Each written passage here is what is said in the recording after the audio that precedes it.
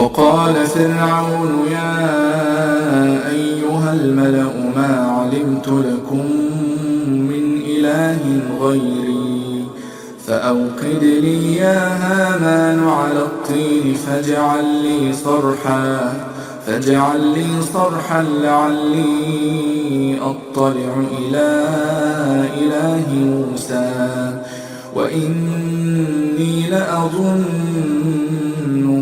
من الكاذبين.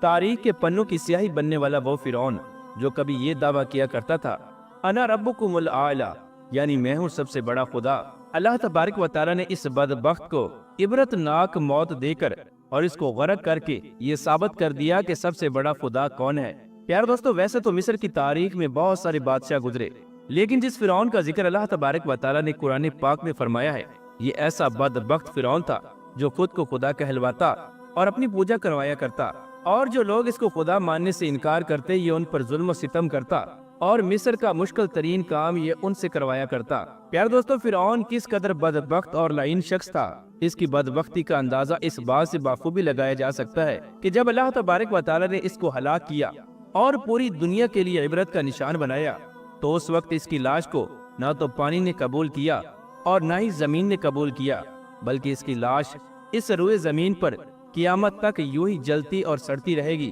اور پوری دنیا کے ہر ایک انسان کے لیے عبرت کا نشان بنی رہے گی. پیارے دوستو، آج کی اس ویڈیو میں ہم آپ کو بتائیں گے کہ فرعون کی شادی کیسے ہوئی اور فرعون نے زبردستی کس طرح مصر کی سب سے حسین و جمیل اور پاک دامن عورت سے شادی کی، اور کس طرح فرعون نے اپنی طاقت کے زور پر مصر کی سب سے خوبصورت عورت کو اپنی بیوی بنایا، اور فرعون میں سے کتنی اولاد پیدا ہوئی، اور کائنات کے سب سے بڑے کافر فرعون کی بیوی کو اللہ تبارک و تعالیٰ نے کس طرح ایمان کی دولت نصیب فرمائی، اور کس طرح فرعون کی بیوی ایک کافر کی بیوی ہونے کے باوجود اللہ تبارک و تعالیٰ کی پاک ذات اور اس کی وحدانیت پر ایمان لے کر آئی، اور وہ کون سا ایسا کام تھا جو فرعون کی بیوی نے کیا جس کی وجہ سے اللہ تبارک و تعالیٰ نے فرعون کی بیوی کو یہ انعام عطا فرمایا کہ جنت میں اللہ تبارک و تعالیٰ فرعون کی بیوی کو حضور اکرم صلی اللہ تعالیٰ علیہ وآلہ وسلم کی ازواج مطہرات میں شامل فرمائے گا. پیارے دوستو، ان تمام تر سوالات کے جوابات قرآن و حدیث کی روشنی میں آج کی اس ویڈیو میں ہم آپ کو بتائیں گے، لہٰذا آپ سے گزارش ہے کہ ہماری اس ویڈیو کو اینڈ تک ضرور دیکھیے گا.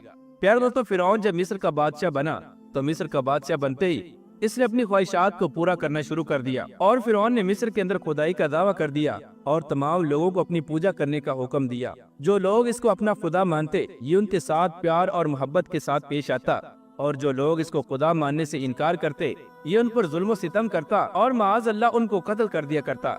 پیارے دوستو، فرعون نے جب شادی کرنے کا ارادہ کیا تو اس نے مصر کی سب سے حسین و جمیل اور خوبصورت عورت کا انتخاب کیا. فرعون نے ریان بن ولید کی پوتی حضرت آسیہ رضی اللہ تعالی عنہا کو نکاح کا پیغام پہنچایا. پیارے دوستو، ریان بن ولید وہ بادشاہ تھا جو حضرت یوسف علیہ السلام کے دور میں مصر کا بادشاہ ہوا کرتا تھا، اور حضرت آسیہ رضی اللہ تعالی عنہا اسی بادشاہ کی آل اولاد میں سے تھی. اور ریان بن ولید بادشاہ حضرت یوسف علیہ السلام کے زمانے میں حضرت یوسف علیہ السلام پر ایمان لا چکا تھا، اور اسی بادشاہ نے حضرت یوسف علیہ السلام کو عزیز مصر بنایا تھا. پیارے دوستو، فرعون جو کہ ایک جابر اور ظالم بادشاہ تھا اور یہ مسلمانوں پر ظلم و ستم کیا کرتا تھا، لہذا جب فرعون نے حضرت آسیہ رضی اللہ تعالی عنہا کو نکاح کا پیغام پہنچایا تو یہ پیغام حضرت آسیہ رضی اللہ تعالی عنہا کے والدین کو ناگوار گزرا. حضرت آسیہ رضی اللہ تعالی عنہا کے ماں باپ اس رشتے سے ناخوش تھے اور وہ فرعون کے ساتھ اپنی بیٹی کی شادی نہیں کرنا چاہتے تھے، لیکن فرعون چونکہ مصر کا بادشاہ تھا لہذا اس نے حضرت آسیہ رضی اللہ تعالی عنہا کے ساتھ زبردستی شادی کر لی، اور حضرت آسیہ رضی اللہ تعالی عنہا کو یہ دھمکی دی کہ اگر انہوں نے فرعون کے ساتھ شادی نہ کی تو وہ ان کے والدین کو قتل کر دے گا. چنانچہ اس طرح فرعون نے اپنی طاقت کے زور پر حضرت آسیہ رضی اللہ تعالی عنہا سے شادی تو کر لی، لیکن شادی کے بعد اللہ تبارک و تعالی نے حضرت آسیہ رضی اللہ تعالی عنہا کو فرعون سے محفوظ رکھا، اور فرعون ساری عمر حضرت آسیہ رضی اللہ تعالی عنہا پر قادر نہ ہو سکا. روایات میں آتا ہے کہ جب شادی کی پہلی رات فرعون اپنی بیوی سے ہم بستر ہونے کے لیے اپنے کمرے میں داخل ہوا تو اللہ تبارک و تعالی نے فرعون پر نیند کا ایسا غلبہ ڈالا کہ وہ ساری رات سوتا رہا، اور بعد روایات میں آتا ہے کہ فرعون شادی کی پہلی رات نامرد ہو گیا تھا، جس کی وجہ سے فرعون ساری عمر حضرت آسیہ رضی اللہ تعالی عنہ پر قادر نہ ہو سکا، اور اس طرح اللہ تبارک و تعالی نے اس پاک دامن خاتون کو فرعون سے محفوظ رکھا۔ اور بعض مفسرین نے یہ لکھا ہے کہ فرعون کو شادی کے بعد ایک ایسی بیماری لاحق ہو گئی تھی کہ جس کی وجہ سے طبیبوں نے فرعون کو صحبت کرنے سے منع کر دیا تھا۔ یہی وجہ تھی کہ فرعون ساری عمر حضرت آسیہ رضی اللہ تعالی عنہ کے ساتھ صحبت نہ کر سکا۔ پیارے دوستو، چونکہ حضرت آسیہ رضی اللہ تعالی عنہ اس بادشاہ کی اولاد میں سے تھی جو اللہ تبارک و تعالیٰ کے برگزیدہ نبی حضرت یوسف علیہ السلام پر ایمان لا چکا تھا، اور خود بھی حضرت آسیہ رضی اللہ تعالی عنہ ایک پاک دامن اور نیکوکار خاتون تھی، لہذا اس وجہ سے اللہ تبارک و تعالیٰ نے حضرت آسیہ رضی اللہ تعالی عنہ کو فرعون کے ناپاک جسم سے پاک رکھا اور ان کی عصمت کو سلامت رکھا۔ پیارے دوستو، بات کرتے ہیں کہ فرعون کی کتنی اولاد تھی، اور جب فرعون نامرد ہو چکا تھا تو فرعون کی اولاد کیسے پیدا ہوئی؟ بعض روایات کے اندر فرعون کی ایک بیٹی کا ذکر ملتا ہے، لیکن مفسرین اس کے بارے میں تحریر فرماتے ہیں کہ یہ بیٹی فرعون کی اپنی بیٹی نہیں تھی، بلکہ اس لڑکی کو فرعون نے کسی سے لے کر پالا تھا، اور چونکہ اللہ تبارک و تعالیٰ نے حضرت آسیہ رضی اللہ تعالی عنہ کو فرعون سے محفوظ رکھا تھا، لہذا اس وجہ سے فرعون کی اپنی کوئی بھی اولاد نہ تھی۔ پیار دوستو، وہ فرعون جو خود خدائی کا دعوے دار تھا، لیکن اس کے باوجود اللہ تبارک و تعالیٰ نے اس کی بیوی کو ایمان کی دولت کیوں عطا فرمائی؟ اور فرعون کی بیوی کو اللہ تبارک و تعالیٰ نے ایمان کے ساتھ ساتھ جنت، اور جنت کے ساتھ ساتھ اپنے پیارے حبیب حضرت محمد مصطفیٰ صلی اللہ تعالی علیہ وآلہ وسلم کی زوجہ ہونے کا شرف کیوں عطا فرمایا؟ اس کے بارے میں مفسرین ارشاد فرماتے ہیں کہ ایک رات فرعون نے ایک خواب دیکھا کہ اس کا محل نابود ہو گیا ہے۔ خوف اور دہشت کی وجہ سے فرعون کا سارا جسم لرزنے لگا۔ چنانچہ فرعون نے اپنے دربار کے اندر تمام نجومیوں کو اکٹھا کیا اور ان کے سامنے اپنے خواب کو رکھا اور اس کی تعبیر معلوم کرنے کا کہا۔ تو نجومیوں نے فرعون کے خواب کی یہ تعبیر بتائی کہ بنی اسرائیل کے اندر ایک ایسا بچہ پیدا ہوگا جو تمہاری سلطنت کو تباہ و برباد کر دے گا اور تمہاری سلطنت کو ختم کر دے گا۔ چنانچہ فرعون نے جیسے ہی یہ تعبیر سنی تو فرعون غضبناک ہو گیا اور اس نے مصر کے اندر یہ حکم جاری کر دیا کہ بنی اسرائیل کے اندر جو بھی بچہ پیدا ہو اس کو قتل کر دیا جائے، اور بنی اسرائیل کے مردوں کو روک دیا جائے کہ وہ اپنی عورتوں کے بالکل بھی قریب نہ جائیں۔ چنانچہ اسی قتل و غارت کے دوران اللہ تبارک و تعالیٰ نے اپنی شان کی جلوہ گری دکھائی اور حضرت موسیٰ علیہ السلام کی پیدائش ہوئی، اور حضرت موسیٰ علیہ السلام اس دنیا میں تشریف لے آئے۔ چنانچہ حضرت موسیٰ علیہ السلام کی والدہ نے قتل و غارت کے خوف سے حضرت موسیٰ علیہ السلام کو ایک صندوق کے اندر ڈالا اور اس صندوق کو اللہ تبارک و تعالیٰ پر توکل کرتے ہوئے دریا کے اندر ڈال دیا۔ چنانچہ قدرت الہی سے ایسا ہوا کہ اس دریا میں سے ایک نہر فرعون کے محل کے قریب سے گزرتی تھی۔ چنانچہ وہ صندوق اس نہر میں سے ہوتا ہوا فرعون کے محل کے قریب آ کر رک گیا۔ چنانچہ فرعون نے جب اس صندوق کو دیکھا تو اس نے اپنے حواریوں کو یہ حکم دیا کہ اس صندوق کو میرے پاس لایا جائے اور اس کو لا کر کھولا جائے اور دیکھا جائے کہ اس صندوق کے اندر کیا ہے۔ اور بعض روایات میں آتا ہے کہ فرعون کی بیوی اس وقت اپنی کنیزوں کے ساتھ وہاں پر موجود تھی، اور جب اس صندوق کو کھولا گیا تو اس میں سے ایک نہایت ہی حسین و جمیل اور خوبصورت بچہ موجود تھا۔ اس طرح فرعون کی بیوی حضرت آسیہ رضی اللہ تعالی عنہ اس بچے کو دیکھ کر بہت خوش ہوئی، اور حضرت آسیہ رضی اللہ تعالی عنہ نہیں اور فرعون کی بیوی نہیں حضرت موسیٰ علیہ السلام کا نام موسیٰ رکھا تھا۔ قبطی زبان کے اندر پانی کو مو اور درختوں کو سا کہا جاتا ہے۔ چونکہ حضرت موسیٰ علیہ السلام حضرت آسیہ رضی اللہ تعالی عنہ کو پانی اور درختوں کے درمیان سے ملے تھے، اسی وجہ سے حضرت موسیٰ علیہ السلام کا نام موسیٰ رکھا گیا۔ پیارے دوستو، روایات میں آتا ہے کہ جب فرعون کی بیوی نے اس صندوق کو کھولا تو اس صندوق میں موجود بچے کے چہرے پر ایسا نور تھا، تو اس نور کو دیکھتے ہی فرعون کی بیوی نے اسے اپنا بیٹا بنا لیا، اور فرعون کی بیوی فرعون سے کہنے لگی کہ یہ بچہ تیرے اور میرے آنکھوں کی ٹھنڈک ہے، اسے ہرگز قتل مت کرنا۔ اس وقت نامرد فرعون اپنی بیوی سے کہنے لگا کہ یہ بچہ تم ہی رکھ لو، مجھے اس کی کوئی ضرورت نہیں۔ حدیث پاک میں آتا ہے کہ حضور اکرم صلی اللہ تعالی علیہ وآلہ وسلم نے ارشاد فرمایا کہ اگر فرعون اپنی بیوی کی طرح حضرت موسیٰ علیہ السلام کے بارے میں یہ کہتا